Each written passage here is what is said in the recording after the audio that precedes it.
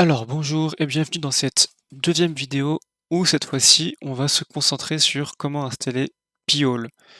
Donc dans la première partie on a vu comment configurer son OS, donc sur Raspberry Pi en général, et là on va voir du coup comment installer Pi-hole. Donc pour ça, euh, on va déjà lancer son terminal, donc pour ce faire PowerShell, clic droit, on lance en mode admin,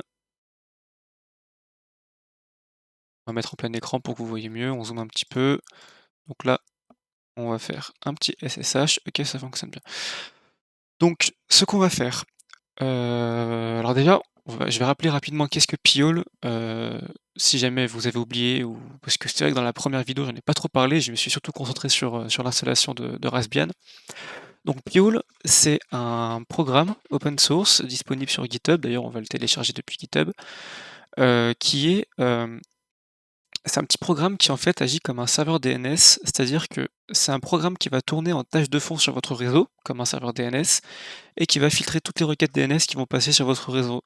Donc typiquement, ça va servir à bloquer toutes les pubs euh, qui font des requêtes DNS pour s'afficher sur les sites que vous visitez ou ailleurs, et bah toutes ces pubs ne pourront pas faire les requêtes DNS parce qu'elles sont bloquées et donc elles ne s'afficheront pas. Donc en fait c'est un peu comme un gigantesque adblock, même si uBlock Origin c'est mieux, mais c'est comme un bloqueur de pub sur un navigateur, sauf qu'un bloqueur de pub comme adblock, et ben ça marche que sur le navigateur. C'est-à-dire que si vous passez sur Chrome et que d'un coup vous passez sur Firefox, ça marchera plus. Si vous avez un autre ordinateur, ça marchera plus. Et puis ça bloquera à jamais les pubs sur votre téléphone, sur votre ou sur d'autres périphériques comme la tablette, comme vous voyez ce que je veux dire. En fait, là, avec Pi-hole, le bloqueur de pub va être généralisé sur tout le réseau. Donc même votre télé connectée et même les pubs sur Windows et sur Android, elles seront bloquées. Donc ça bloque pas 100% des pubs, mais ça fait quand même bien le taf. Donc premièrement, ça agit comme un serveur DNS qui va filtrer les pubs. Hem, Ça permet aussi de ne pas utiliser, les DNS fournis avec les fournisseurs d'accès internet. Ça permet de pouvoir utiliser d'autres DNS. Bon ça, on peut le faire directement depuis, les paramètres réseau de Windows, mais on peut le faire facilement avec Pi-hole. Donc on aura une liste typiquement pour utiliser ceux de Quad9 par exemple, que je recommande, mais il y a aussi ceux de Cloudflare et cetera. Hem, on peut aussi, super intéressant et souvent on parle beaucoup des pubs, mais on parle pas assez du fait que Pi-hole va aussi bloquer toutes les données télémétriques, enfin pas toutes, mais les données télémétriques indésirables. Donc les données télémétriques, qu'est-ce que c'est? C'est les données que vont, émettre vos applications. Imaginons votre téléphone, vous êtes sur Android. Android va régulièrement communiquer avec les serveurs de Google pour transmettre des informations sur, sur votre utilisation avec votre téléphone. Heu, Certaines sont nécessaires pour faire fonctionner votre téléphone. Par exemple, Google Maps, transmet votre position avec les données télémétriques. C'est comme ça qu'il sait s'il y a des bouchons ou pas, par exemple, sur la route. C'est parce que tous les gens qui utilisent leur téléphone, Android envoient des données sur la route et s'ils n'avancent pas, bah, Google Maps sait qu'il y a des bouchons. Les données télémétriques, c'est ça. Et ben, en fait, il y a certaines données télémétriques qui sont juste des trackers et qui servent juste à vous pister. Et ben, toutes ces données-là seront bloquées et vraiment, il y a des centaines, des milliers, voire plus de requêtes qui sont envoyées tous les jours, enfin de données qui sont envoyées tous les jours au serveur de Google, de Microsoft, de Google, qui vous pistent et qui vous traquent. Et ça, on pourra les bloquer. En tout cas, celles qui ne sont pas indispensables au fonctionnement de votre programme. Donc, c'est un peu comme Peerblock, ceux qui utilisent. Moi, j'utilisais beaucoup Peerblock à l'époque. Après, ça a changé de nom et tout, mais en gros, Peerblock, c'était ça. Vous aviez des listes préconfigurées de choses à bloquer. Et ça marchait comme ça, sauf que Peerblock c'est plus mis à jour, c'est abandonné depuis longtemps. Donc là c'est pareil mais en mieux. Ça sert ensuite à, bah, avoir des stats sur ce qui se passe sur son réseau, parce que du coup, on va pouvoir, les appareils de notre réseau qui passeront par le Pi-hole et bah, Pi-hole va agir un peu comme une boîte noire, ce qui fait qu'on va enregistrer, bah, les sites qui sont visités, les données, ce qui est bloqué. En fait, tout ce qui passe dans le réseau sera enregistré, donc ça sert à ça. Ça sert aussi de contrôle parental, vu qu'on peut bloquer, hem, certaines listes de domaines. On peut, par exemple, bloquer tous les sites porno. Hem, enfin bref, voilà, les possibilités sont énormes. Aussi très important, ça améliore les performances parce que vu que les pubs, qui s'affichent sur un site ou même sur Windows, hein, il y a des pubs sur Windows un peu partout, hein, surtout sur Android, sur les téléphones Wiko et compagnie. Toutes ces pubs-là, heu, elles elles chargent, hem, avant que le site charge, si vous voulez. Donc bloquer le chargement des pubs va faire que le site va charger plus vite. Donc vous gagnez même en performance, donc vous gagnez en confidentialité, vous protégez un peu mieux votre vie privée, vous, améliorez les performances de votre ordinateur, bref, c'est vraiment tout bénef. Donc la dernière fois, on avait, installé donc Raspbian et on avait, configuré SSH pour pouvoir se connecter en SSH sur notre Raspberry Pi sur lequel on va installer Pi-hole. Donc là, ce qu'on va faire, c'est qu'on va installer Pi-hole en SSH. Vous voyez que là, je suis sur Windows, donc on va l'installer depuis Windows. Alors, on va commencer. Donc, on a vu que SSH était bien installé. Si quand vous tapez SSH, ça ne marche pas, c'est peut-être que vous n'avez pas installé OpenSSH sur Windows. J'ai montré à la fin de la dernière vidéo comment faire. Ou sinon, c'est simplement que vous n'avez pas lancé votre PowerShell en mode admin, ce qui fait que vous n'êtes pas dans le bon répertoire. Vous êtes dans moi, document, user, bref. Voilà. Donc, vous avez fait les choses correctement. On va se connecter à notre Raspberry qui est allumé, qui est activé, qui est branché en Ethernet à ma box. Donc SSH, on se rappelle, user pi, et l'adresse IP que j'avais mis c'était 192.168.1.140. On va me demander le mot de passe, c'est le mot de passe que j'avais montré, enfin que j'avais montré comment mettre le mot de passe dans la dernière vidéo. Je fais rentrer et on voit que là je suis bien connecté en tant que user pi sur ma machine Raspberry qui a cette adresse IP, donc Raspberry Pi. Ok, c'est bon. Donc déjà, on va faire un petit ifconfig. Pourquoi? Pour vérifier que l'adresse IP de mon Raspberry Pi euh, est bien .1.140. Donc c'est forcément le cas vu que je me suis connecté en SSH avec, mais on va le vérifier en direct ici. Donc moi je suis en Ethernet, donc ça devrait être ici. Voilà, on voit bien que que mon Raspberry Pi est sur l'adresse IP .1.140 et c'est une adresse IP fixe. Donc on pourra s'y connecter, on pourra installer Pi-hole dessus. Donc maintenant ce qu'on va faire, c'est qu'on va tout simplement télécharger Pi-hole. Bon, d'abord on pourra faire un petit sudo apt update et compagnie. Bon ça je vous laisse le faire, vous savez faire, je vous ai montré dans la vidéo précédente. Donc maintenant, comment on va faire? Donc on va se rendre sur le site de Pi-hole, donc pi-hole.net. Ici on a sûrement la documentation, on peut faire un don, etc. Et on voit qu'on peut cliquer sur le bouton installer. Donc on clique dessus et ça nous ouvre donc une nouvelle page, une page GitHub, parce que le projet est donc un projet open source. Vous pouvez voir tout le code ici. Et on a deux façons d'installer Pi-hole. Soit on clone le repository, c'est-à-dire on passe par la commande git, soit on décide de pas s'emmerder la vie et de passer par la commande curl qui va nous mâcher le travail. En fait c'est une solution plug and play. Euh, curl c'est à utiliser quand vous faites confiance aux développeurs. Voilà. Moi je sais je pense que je peux faire confiance aux développeurs de Pi-hole, donc je vais pas inspecter un à un ce que je télécharge, je leur fais confiance et on va se simplifier la vie avec la commande curl. Donc, si on n'a pas déjà curl installé sur notre ordinateur, on fait un sudo apt install curl. Moi, je l'ai déjà, donc on voit que j'ai déjà la version la plus récente. Vous, si ce n'est pas le cas, on va vous proposer de l'installer. Vous faites oui. Et après, vous copiez, vous collez cette commande, donc curl ssl http. Voilà. Faites entrer.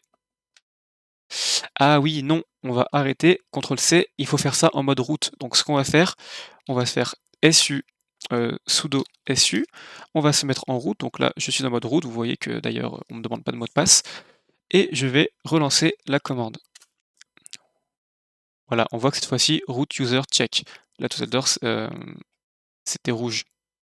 Vous voyez. Là c'est bon. Et on arrive donc sur l'installateur de Pi-hole. Donc on nous prévient, attention, ça va transformer votre machine en bloqueur de publicité sur votre réseau. Donc on fait OK. On nous invite à faire un don sur la page que je vous ai montrée, donc pi-hole.net donate. N'hésitez pas à le faire. Donc on nous dit que Pi-hole a besoin d'une adresse IP statique. Donc ça on l'avait fait dans la vidéo précédente, si vous vous souvenez bien, si vous l'avez regardé, on était allé dans les paramètres de la box pour dire à notre Raspberry Pi, à notre DHCP qu'on voulait que le Raspberry Pi ait l'adresse IP .1.140 ou celle que vous vouliez. Donc vu que Pi-hole va être installé sur le Raspberry Pi, cette étape c'est fait. Si vous ne l'avez pas fait, allez le faire, sinon vous allez encore casser Internet. Donc Ethernet ou Wi-Fi, et ben moi il est branché en Ethernet. Donc là on va choisir une liste DNS, un serveur DNS avec lequel Pi-hole va fonctionner. Donc on nous laisse le choix d'utiliser Google si on veut, donc bien sûr je vous recommande pas, c'est un peu, c'est pas pertinent de choisir les DNS de Google si on veut protéger sa vie privée. On peut néanmoins faire, custom et choisir, les DNS de sa propre box en mettant .1.1 à 192.168.1.1. Si on veut juste bloquer les données télémétriques, ma foi, ça peut être pertinent, mais Google je recommande pas. On a OpenDNS, Level 3, Komodo, DNSWatch, Quad9. Quad9, ils sont réputés pour, la protection de la vie privée, donc ça peut être un bon choix. Cloudflare, pourquoi pas. Donc, alors, DNSSEC ou pas DNSSEC? Disons que déjà, même si vous passez par Quad9 sans DNSSEC, ce sera déjà un bon pas. DNSSEC, c'est vraiment si vous voulez, hem, être quasiment, je vais pas dire anonyme ou quoi, mais vraiment, mettre l'accent sur, votre anonymat. Et moi, c'est pas mon cas, je ne c'est pas pour cette utilisation que je télécharge P-Hole, donc j'en ai pas besoin. Surtout que ça peut ralentir votre connexion. Donc moi, je vais passer par Cloudflare, mais ça peut être pertinent d'utiliser Quad9 avec, DNSSEC ou OpenDNS aussi, dans Cloudflare. Alors, P-Hole utilise des listes, pour bloquer les pubs. Donc on nous propose une liste. Alors avant, il y en avait plus, il y a dû avoir une mise à jour et on s'en a supprimé quelques-unes. Donc ça, c'est une liste par défaut, la liste de Steven Black, avec des, heu, des domaines en gros qui sont, bloqués à l'avance. On pourra en rajouter par la suite, hein, vous inquiétez pas. Il y a plein de listes qui existent, qui sont plus ou moins restrictives, qui vont bloquer plus ou moins de sites, pas de sites, mais de domaines. Donc pour l'instant, on fait entrer vu qu'on a que ça et on verra après si on en rajoute. Je vous montrerai d'ailleurs comment en rajouter, si j'y pense. Alors, IPv4 ou IPv6? Bah les 2, hein. Donc là, on nous confirme que Pi-hole va être installé sur notre ordinateur, qui a cette adresse IP statique, donc le Raspberry Pi qui a l'adresse IP qui finit en .1.140, qui sera toujours la même, et la gateway, bah la passerelle, c'est notre box. Voilà, c'est forcément. Alors, il est possible que votre routeur essaie de alors là, ce qu'on nous dit, c'est qu'il est possible que, votre DHCP, assigne assigne? Ouais, assigne, la même adresse IP à plusieurs appareils. En gros, qu'il assigne un point 1.140 pour ma part, à un autre appareil sur le réseau. Donc, c'est très peu probable, mais on nous prévient, c'est cool. Alors ça, alors on je crois qu'on peut pas faire un copier-coller, donc faites une capture d'écran, gardez ça de côté. Hop, pour ma part, c'est fait. OK. Voulez-vous installer l'interface d'administration web? Alors oui, parce que sinon ça veut dire qu'on va devoir utiliser Pi en ligne de commande et c'est vraiment ça doit enfin, je sais pas comment ça marche, mais ça doit pas être très pratique. Donc on va dire oui. Voulez-vous installer le serveur web? Ah oui, forcément, PHP. Et voulez-vous, garder un journal de connexion? Alors, Pi-hole va, comme je vous l'ai dit, agir comme une petite boîte noire, donc il va enregistrer, toutes les requêtes, qui sont faites pour vous connecter, au site que vous visitez. Donc est-ce que vous les gardez, oui ou non? Si vous faites non, bah, ça ne le gardera pas. Si vous faites oui, bah, ma foi oui. Et là, on va choisir un niveau d'anonymat pour, notre journal de connexion. Est-ce qu'on veut enregistrer tout? Est-ce qu'on veut cacher le domaine? Est-ce qu'on veut cacher le domaine et l'appareil qui s'est connecté? Ou est-ce qu'on veut rien enregistrer du tout? Heu, Moi, pour, la démonstration, je vais faire show everything. Donc on a validé et on attend. On ferme pas le terminal bien sûr. OK, alors, ouais non, donc c'est ici que vous allez faire la capture d'écran en fait. Hop, donc là qu'est-ce qu'on a? IPv4, IPv6, on a surtout notre mot de passe. C'est le mot de passe, qui est défini pour se connecter à l'interface d'administration web Pi-hole. Donc ça, il faut le garder. Si vous l'oubliez, bon, c'est pas très grave parce que vous pouvez dans tous les cas le changer avec une simple commande, mais gardez-le quand même. Et là, on vous dit que pour vous connecter à l'interface web de Pi-hole, vous rentrez sur un navigateur http://piholeadmin. Ou alors, si on est des vrais informaticiens, on va directement taper, l'adresse IP, donc http://192.168.1.140/admin. En fait, c'est la même chose. Donc écoutez, vu que je pense qu'on est des vrais informaticiens, on va faire comme ça. OK, donc on se rend sur un navigateur, on tape l'adresse IP de son Raspberry Pi/admin ou alors, http://piole/admin et on arrive sur, l'interface web de Piole. Donc qu'est-ce qu'on peut voir là? On n'est pas encore connecté, donc on n'a pas encore accès à tous les onglets possibles, mais on voit déjà quoi? On voit déjà que en l'espace de quelques secondes, voire en ouais 2-3 minutes, il y a déjà, bah, vous voyez, hein, le le chiffre monte. Il y a des requêtes qui sont envoyées constamment.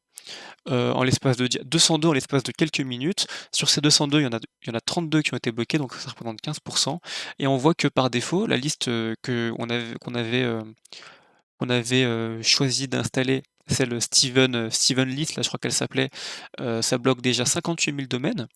58 000, c'est peu, hein. Pour la comparaison, à l'époque de Peerblock, j'avais une liste avec 900 000 domaines bloqués, hein. Donc, et on peut largement voir ce chiffre à la hausse en installant des listes supplémentaires. Donc Total Queries, 3 clients, ça veut dire qu'il y a 3 appareils qui sont auxquels j'ai déjà modifié les DNS pour se connecter à Pi-hole. Sauf que ces appareils, ils sont dans ma chambre, ils sont soit éteints, soit en veille avec aucune application qui tourne. Donc en l'espace de, même pas 5 minutes, 3 appareils, 200 requêtes, 36 indésirables. Imaginez sur une journée et là mon ordinateur, il passe pas encore par Pi-hole, alors que c'est avec cet ordi-là que je suis actif. Donc imaginez quand on aura tous nos appareils en même temps, qui passeront par Pi-hole, ça fera un joli petit nombre. Voilà. Donc on va se connecter, donc pour se connecter, on clique sur Login. 2 solutions, soit on a fait une capture d'écran, comme je vous avais dit et le mot de passe ce sera ça, soit on ne l'a pas fait. Et si on ne l'a pas fait, et bah, il va falloir modifier le mot de passe, soi-même, car là vous pourrez plus le retrouver.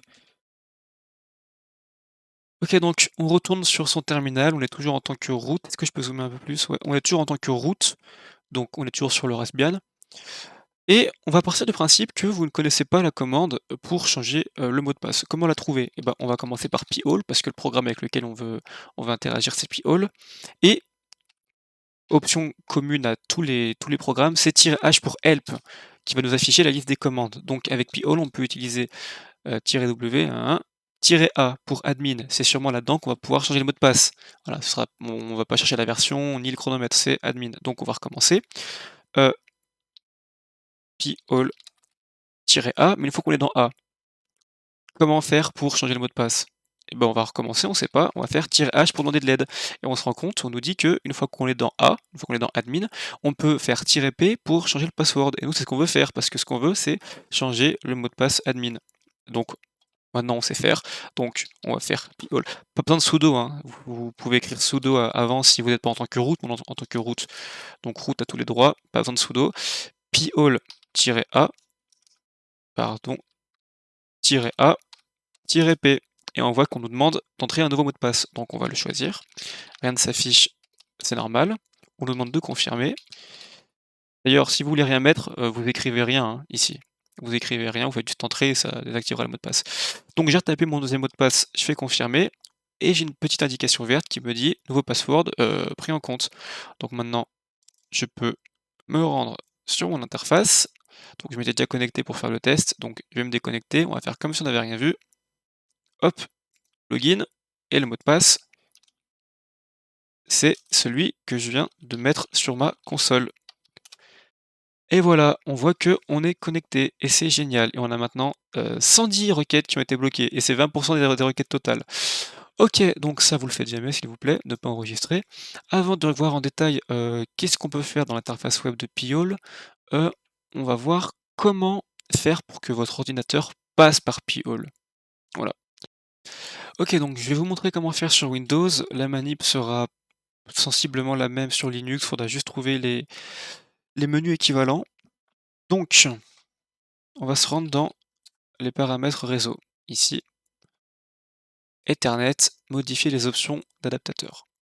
On clique, là vous avez toutes vos cartes réseau qui s'affichent. Moi j'en ai beaucoup parce que j'ai les deux là, c'est NordVPN et j'ai ça, c'est la VirtualBox. Voilà.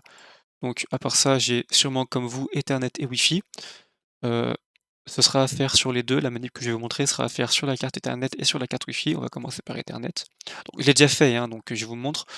Propriétés, vous allez dans IPv4, vous double-cliquez et là par défaut, heu, vous aurez ça de coché. C'est-à-dire que obtenir les adresses des serveurs DNS automatiquement. C'est-à-dire qu'automatiquement, votre ordi va utiliser le DNS de la box, donc de votre fournisseur d'accès internet. Donc nous on veut pas, on veut que l'ordi passe par Pi-hole. Donc serveur DNS préféré, ce qu'on va mettre, ben, c'est celui du Raspberry Pi et de Pi-hole. Donc 192.168.1.140. On peut mettre un serveur DNS auxiliaire. Si jamais, Pi-hole marche pas, ou si, le serveur qu'utilise Pi-hole, qu'est-ce que c'était moi? C'était Cloudflare je crois. Mettez-en un si jamais il y a un problème, et en de secours, je peux mettre par exemple Code9, ou vous pouvez aussi mettre ceux de votre box, hein, c'est-à-dire 168, 192.168.1.1. Pourquoi pas, en cas de secours. Moi, je vais mettre ceux de Code9. Valider les paramètres quittants. On fait OK. Est-ce que ça a bien été pris en compte? Parfois ça bug. Oui, c'est tout bon. Maintenant, pareil pour IPv6. On double-clique. Alors, vous par défaut, encore une fois, il y aura ça de coché, c'est-à-dire qu'on va utiliser le DNS de la box. Donc nous on veut pas, on veut passer par Pi-hole, donc on coche, et on va coller ça. Alors ça, qu'est-ce que c'est? Et ben c'est simplement l'adresse IPv6 qu'il y a ici. Voilà, je vous ai dit de faire une capture d'écran, ce n'était pas pour rien. Donc vous enregistrez, ou alors si jamais vous l'avez pas, au pire c'est pas très grave, IPv6 au pire, en vrai vous pouvez le décocher. C'est pour plein de raisons, il vaut mieux passer par IPv4 qu'IPv6 si c'est possible. Donc en tout cas, c'est fait. On fait pareil pour Wi-Fi. Moi, je crois que je l'avais déjà fait, Wi-Fi, mais je vais quand même vérifier. Effectivement, c'est déjà fait. Nice. Donc, à faire pour toutes vos cartes réseau et pour tous vos appareils. Là, votre ordinateur passe par Pi-hole. Donc, bah, c'est super. On va pouvoir maintenant voir comment utiliser l'interface d'administration de Pi-hole. Donc, il y a une journée qui est passée depuis que j'ai fait le cut. On est le lendemain, on est en début d'après-midi. Et donc, j'ai laissé Pi-hole sur mon Raspberry Pi tourner toute la nuit. Donc là, je viens de me connecter, je viens d'arriver sur l'adresse IP de mon Pi-hole, et je me connecte, et qu'est-ce qu'on voit là? On voit qu'il y a maintenant 5 appareils qui sont connectés à mon réseau, parce que j'ai rajouté mon téléphone, il y a également un autre ordinateur qui est connecté. On voit qu'il y a 13 000 requêtes qui ont été effectuées, et que sur ces 13 000 requêtes, il y en a 3 000, c'est-à-dire quasiment un quart des requêtes ont été bloquées, car elles sont considérées comme indésirables, alors qu'on n'a pas encore ajouté de liste, de blacklist. On n'a que celle par défaut, celle de Steven Block qu'on a ajoutée lors de l'installation de Pi-hole. On n'a pas encore ajouté de liste, donc on est encore ultra permissif. Donc quand on va en rajouter, on verra que ce sera plus 23%, mais elle sera beaucoup plus élevé. Et surtout, bah, 13 000 requêtes, en sachant que il est que 14 heures, que c'est pris en compte depuis minuit, et que de 4 heures à quasiment midi, il n'y avait aucun appareil sur mon réseau qui est passé par Pi-hole. Donc la majorité du temps qui est pris en compte, les appareils étaient éteints. Donc malgré ça, on est quand même à 13 000. Donc imaginez quand on va l'utiliser à plein temps et qu'on aura rajouté des block lists. Ce sera juste énorme. Donc d'où l'intérêt d'utiliser Pi-hole, parce que toutes ces choses-là, en tout cas, celles-ci, elles sont indésirables. Donc qu'est-ce qu'on a là? Je vais vous montrer un petit peu qu'est-ce qu'on peut faire sur l'interface web de Pi-hole. Donc là, bon, la température du Raspberry Pi, moi il y a un ventilateur qui tourne H24, on peut régler la puissance en branchant sur une broche différente, mais bon 30 degrés c'est largement suffisant, c'est largement tolérable. Hem, Mémoire utilisée, sachez que, rien à voir, mais votre, Raspberry Pi peut planter, si vous gardez trop de données dans votre journal de log, dans votre query log. Donc, peut-être faire une purge, tous les 2 mois, je sais pas, bref. À vous de voir, ça dépend du stockage de votre carte SD sur le Raspberry Pi. Donc là, qu'est-ce qu'on a?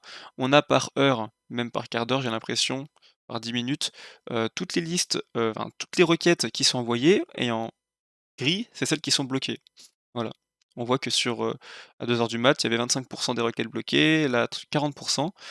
OK, là c'est pareil, mais par appareil qui sont connectés au Pi-hole. Là, on a les domaines, autorisés les plus fréquemment, qui s'affichent les plus fréquemment et là pareil, mais les domaines les plus bloqués.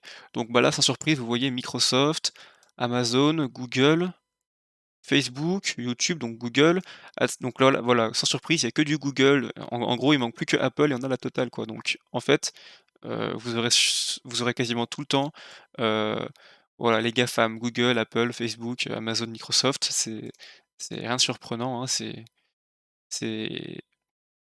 internet aujourd'hui, quoi. Ensuite, top client, ça c'est, vos appareils sur le réseau connectés à Piol qui envoient le plus de requêtes, heu, bloquées ou non. Donc ça, c'est mon ordinateur avec lequel je suis en train d'enregistrer. Ça, c'est probablement mon téléphone, quoique j'ai pas encore, changé et mes autres appareils sont encore en adresse IP dynamique, donc je peux pas encore savoir avec précision qui est quoi, mais je réglerai ça plus tard. Là, c'est la même chose, mais on prend en compte que les requêtes qui sont bloquées.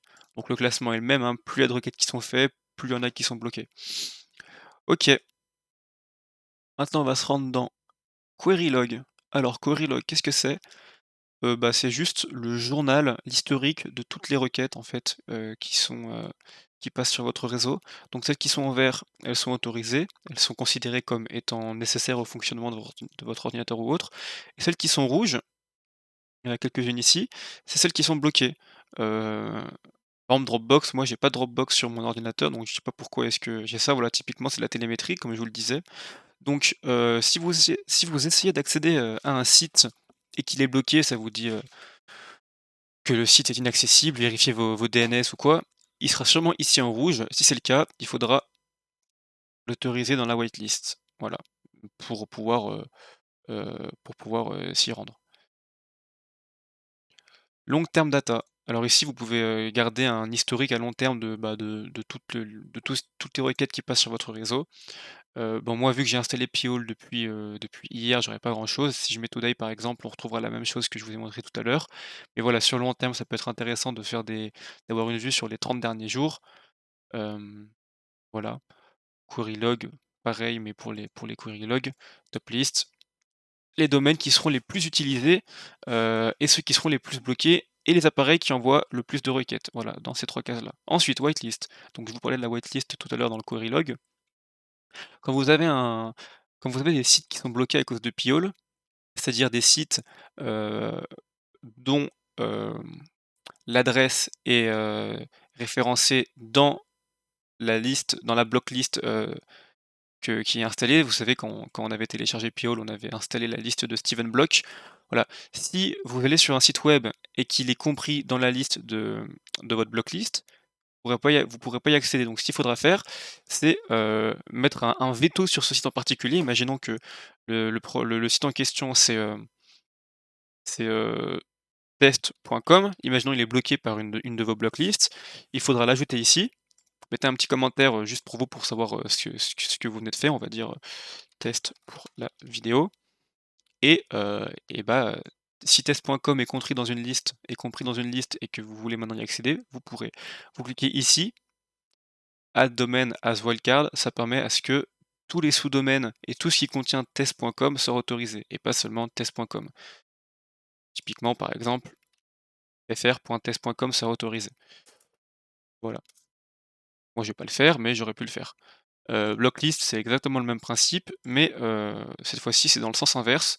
C'est-à-dire que, si vous avez un site en particulier que vous voulez bloquer, juste un, et bah, vous pouvez le faire ici. Donc c'est la même chose. Imaginons que vous voulez, plus acc ne plus pouvoir accéder à tout ce qui contient Google ou Facebook ou mettons Google par exemple. Vous allez faire ça, vous allez faire add domain as wildcard et tous les sites qui contiennent Google ou qui utilisent, Google seront bloqués. On va faire un test. Moi, j'avais fait Skyrock pour tester tout à l'heure, donc je peux l'enlever à présent. On va ajouter add domain. Voilà. Donc ce qui est avant et après, c'est dû au fait qu'on a cliqué sur add domain as wildcard. Voilà. Ça va prendre en compte tout ce qui contient google.com et pas uniquement google.com. Maintenant, si j'ouvre, Google Chrome et que je veux par exemple faire une recherche sur Google, et ben, on voit que ça marche pas. Parce que si j'écris par exemple un site, Je fais rechercher et ben normalement je devrais arriver sur la liste de recherche de Google, google.com/, ma recherche. Donc vu que ce lien contient google.com, il est pas autorisé.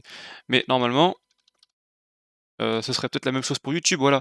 YouTube, vu que ça utilise, Google et ben c'est bloqué aussi. C'est pour ça que même si on a envie de forcer les gens autour de soi, à ne pas utiliser Google pour, par exemple, utiliser Qwant, voilà, si je me rends directement sur Qwant, je sais pas si c'est .fr ou .com, on va dire .com. Voilà, ça va marcher et donc on pourra faire des recherches avec Qwant. Heu, le problème, c'est que en faisant ça, il y a tellement de services qui utilisent google.com que si vous commencez à bloquer google.com, facebook.com, au final, vous n'avez pas juste bloqué les sites en question, mais vraiment beaucoup de services et la navigation va devenir un peu difficile. Donc je vous déconseille de faire ça, heu, juste par souci pratique, hein, sinon ça pose pas de problème. Donc si vous voulez ajouter d'autres sites, vous pouvez comme ça, toujours en cochant, la wildcard. Group management, c'est ici qu'on va, ajouter, des listes. Comme je vous avais dit, par défaut, on a la Steven List, qui bloque, des domaines par défaut qui sont considérés comme intrusifs ou en tout cas, qu'on veut pas avoir sur notre réseau. On peut en ajouter d'autres. Typiquement, vous tapez, p-hole list sur Google et vous trouverez plein de listes qui ont déjà été faites. Là, je vais aller sur une qui, est sur le site, cèpsauvage.net. C'est une liste qui a été faite et qui est très bien. Ils nous disent que l'URL à utiliser, c'est celle-là. Donc on va ajouter une liste de cette manière, on met l'adresse ici, on met un petit commentaire,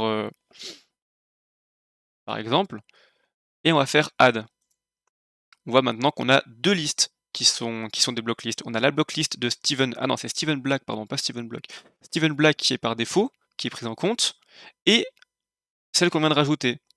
Donc là, pour l'instant, on a 58 000 domaines qui sont bloqués, mais quand on va mettre à jour, notre p-hole pour que celle qu'on vient de rajouter de liste soit prise en compte, et bah, ce nombre va augmenter. Donc il y a 2 façons de mettre à jour. On va voir ici, une fois qu'on a ajouté une liste, soit on fait p-hole G pour mettre à jour Gravity. Gravity, c'est ce qui gère les listes dans p-hole, soit on va directement dans update Gravity, voilà, et on va voir que le nombre va augmenter. On aura plus 58 000 domaines qui sont bloqués, on en aura beaucoup plus. On aura tous les domaines de la liste cep sauvage et je vous montrerai après ce qu'elle contient cette liste. Parce que peut-être qu'elle ne conviendra pas à tout le monde. On va attendre un petit peu. Bon, je vais vous montrer pour l'instant qu'est-ce que contient la liste. Alors, que bloque cette liste? Publicité web, ok, donc tout ce qui est Google Ads et compagnie, tout ce qui est malicieux, Chevaux de Troie et compagnie. Donc ça fait office d'antivirus en fait quelque part, hein. Publicité, tout ce qui est tracking avec Google Analytics et compagnie, badge et boutons sociaux. Ça en fait, c'est surtout des sortes de trompeurs, vous savez, voilà, compteur de site web par exemple, c'est quand vous voulez acheter sur une boutique en ligne, c'est écrit, «Vite, commandez, il n'en reste plus que 3 et vous avez un petit compteur, 5 minutes pour commander». Ça c'est des conneries, hein, ça marche pas comme ça. Donc vu que c'est, pas pertinent d'avoir ce genre de choses sur sa navigation, et bah, ce sera bloqué, voilà. C'est c'est intéressant. Après, si vous voulez les laisser, bah, vous mettez pas cette liste. Site qui enferme dans une boucle de pop-up, téléchargement non fiable comme Softonic. Softonic qui ajoute, toujours des, heu, des programmes complémentaires au logiciel que vous voulez télécharger dans votre téléchargement. Donc, on ne pourra plus télécharger via Softonic. Campagne de spam, site conçu pour choquer, voilà, je pense par exemple à Two Girls One Cup, mais aussi, peut-être qu'ils ont pris en compte Genside, tout ce qui est les fake news et compagnie. Tracking, télémétrie, bon voilà. On aurait pu rajouter, une liste qui est spécialisée sur, tous les sites porno, par exemple, si on veut faire du contrôle parental. Donc la liste a été mise à jour. Qu'est-ce qu'il nous dit? On nous dit que, Steven Block, c'est OK, il nous bloque 58 000 domaines. On nous dit qu'on a aussi rajouté la liste de cèpes sauvages. On a la petite coche qui dit que c'est pris en compte et qu'on a reçu du coup 362 000 nouveaux domaines à bloquer. Voilà. Ici, vous avez, les wildcards que vous pouvez mettre en exception, mais on voit que voilà, on a 300 000 nouveaux domaines qui ont été bloqués. Si on se rend dans le dashboard, et bah, qu'est-ce qu'on a? On a plus 58 000, mais 379 000 domaines qui sont maintenant bloqués. Donc ce chiffre, il va être, amené, à monter avec le temps.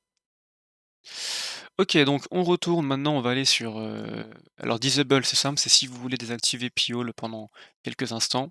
Voilà, complètement, donc plus aucune liste de blocage sera pris en compte, aussi bien vos exceptions que les listes en tant que telles. Il bloquera plus la télémétrie, plus les pubs ni rien. Ici, vous avez tous les paramètres. Donc on a vu Update Gravity, c'est pour mettre à jour, ces listes de domaines. Là, pour voir s'il n'y a pas des problèmes, s'il n'y a pas des bugs dans Piole, il va vérifier les fichiers de Piole, je pense que c'est ça. Network. Dans Network, vous avez tous vos appareils qui passent et qui ne passent pas, dans votre réseau par Piole. Donc en vert, c'est ceux qui passent par Piole. Donc on a moi, ça c'est mon ordinateur, principal. Et ça, c'est mon téléphone. On voit Apple, quelle honte, je suis chez Apple. On voit que j'ai 2 appareils qui passent sur Piole. C'est-à-dire que sur mon téléphone également, j'ai modifié les DNS pour passer par .1, .140. Voilà. Ces 2 autres appareils, ils ne passent pas par Piole. Bah, ça, c'est simple, c'est ma box et bah, ça, c'est le Raspberry Pi, voilà. Donc le Raspberry Pi, on peut le faire passer en tant que tel. On peut demander au Raspberry Pi de passer par Piole, hein. C'est quelque chose, qu'on peut faire sans souci. Moi, je l'ai pas fait, mais on peut le faire. Donc bah, voilà, hein, que dire de plus? Quand vous allez rajouter des appareils qui se connecteront à Piole, ils seront ici. Settings, c'est là qu'on va voir tous les paramètres, encore une fois, tous les paramètres de Piole. Donc qu'est-ce qu'on a? On a toutes les informations relatives, bah, aux paramètres de base, à la version de Piole et compagnie. Add list, heu, add list used to generate Piole Gravity. OK, donc c'est juste un raccourci vers nos listes de blocage, d'accord. DNS. Donc vous savez, quand on a fait l'installation de Piole, on nous a demandé de choisir, une liste DNS de référence parce que Piole n'a pas sa propre liste, c'est un programme qui va utiliser une liste tierce. Donc on avait choisi Cloudflare. On aurait pu choisir Quad9, on voit qu'on peut désactiver, ceux qu'on a choisis pour en mettre d'autres. On peut choisir de passer chez Quad9 par exemple ou chez OpenDNS. On peut également activer le DNSSEC. Donc moi ça marchera pas avec Cloudflare, ça marchera avec Quad9 et OpenDNS. Donc à faire que si vous êtes sur des serveurs qui supportent le DNSSEC et que si vous en avez l'utilité. Moi, j'en ai pas l'utilité, ça va juste ralentir ma connexion, donc c'est pas forcément pertinent pour moi. DHCP, on peut désactiver le DHCP de sa box pour activer celui de Piole. On peut même d'ailleurs forcer Piole à devenir, si on désactive le DHCP de sa box, on forcera, les appareils, sur notre réseau à passer par Piole. Donc à vous de voir si vous voulez le faire ou non, moi je vais pas le faire. Alors ça, c'est les paramètres, c'est modifier en gros le design de l'interface web. Donc on voit qu'on peut modifier les couleurs. Là, par défaut, là on a les classes de Bootstrap si vous connaissez. Donc là, danger, ça va mettre en rouge, success en vert, warning en orange normalement, si je me souviens bien. Et voilà, vous avez aussi, ça doit être, le framework CSS, la Material, Design. Non, qu'est-ce que je raconte? Si, je crois que c'est ça, hein. Bref, en tout cas, vous avez plein de couleurs. On va laisser sur default, changer, l'affichage des degrés et compagnie. Voilà, mettre le thème en noir. Heu, Ça doit être à partir de minuit. Il doit y avoir des conditions. Bon, je sais pas, ou alors peut-être qu'il faut enregistrer, peut-être que sur mes saves. Voilà. Là, puis All passe en noir. D'ailleurs, je pense que je vais laisser comme ça. Ensuite, privacy. Alors ça, c'est comme, on avait vu encore une fois à l'installation. Vous voyez que tout ce qu'on fait à l'installation, on peut le modifier après, hein. On avait choisi, d'enregistrer un query log et qu'on voulait voir, toutes les données, c'est-à-dire quel appareil fait telle requête et vers quel site emmène cette requête. Donc ça, c'est ce que j'avais coché par défaut. On peut choisir de cocher, de cacher pardon, enfin de cocher pour cacher uniquement, les domaines, mais on verra quand même les sites, les appareils je veux dire, excusez-moi, les appareils qui font les requêtes. On peut choisir de cacher à la fois les appareils qui font les requêtes et les URL, enfin vers quel site, ces requêtes vont, ou alors mettre en Anonymous et tout cacher. Si vous voulez utiliser Piole juste comme un bloqueur, de publicité et que vous vous en foutez de voir, qu'est-ce qui est bloqué et compagnie, et bah, vous pouvez faire ça. Moi, je vais le laisser, sachant que comme je vous ai dit, au bout d'un moment, il se peut que la mémoire, de votre Piole, soit saturée. Donc il faudra faire une purge ou mettre en anonyme, bref. Voilà, voilou et téléporter, je crois que c'est pour, si vous changez d'ordinateur, vous pouvez enregistrer tous les fichiers et les configurations de Piole pour pouvoir y téléporter, y exporter en fait sur une autre machine. Qu'est-ce qui reste? D'accord, et logout et donate. Bon, bah voilà, on a fait le tour, hein. Qu'est-ce que je pourrais rajouter? Oui, sur l'utilisation de Piole, on aurait pu, télécharger, Raspbian OS en version light. C'est-à-dire en version, où l'environnement, graphique, interface graphique est désactivé complètement. Nous, on a la version où on peut choisir de l'activer ou de le désactiver. La version light, c'est automatiquement en ligne de commande. Vu qu'on n'aura jamais d'écran branché à notre Raspberry Pi, heu, et qui va tourner H24, pour économiser les ressources, on aurait pu, télécharger Raspbian OS en, en light ou bien même, configurer, notre version actuelle de Raspbian pour qu'il démarre automatiquement sans environnement graphique. Vous pouvez le faire, c'est pas trop tard, hein. Heu, Ça permettra, voilà, de gagner en performance, même si bon, vous voyez que le processeur, il a pas l'air de trop chauffer pour l'instant à 30°. Donc ça va. Qu'est-ce que je pourrais rajouter? Bah, écoutez, je crois que j'ai fait le tour. Donc si cette vidéo vous a plu, et bah, partagez-la, mettez un petit like. Si vous avez des questions, mettez un commentaire, j'essaierai d'y répondre et bah, je vous dis à bientôt.